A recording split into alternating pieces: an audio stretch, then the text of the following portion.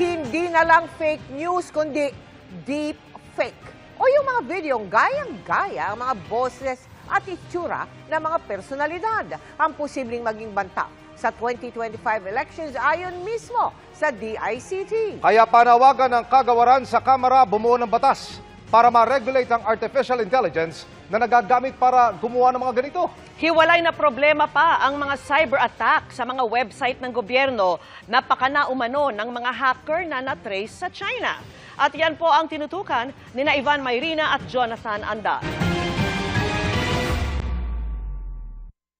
I pulled off the biggest heist of the century. Ang ganitong peking video na ginagaya ang boses ng mga sikat na personalidad gamit ang AI o Artificial Intelligence, baka raw dumami pa at gamitin sa fake news ngayong darating na eleksyon 2025. Ito ang babala ng Department of Information and Communications Technology o DICT ng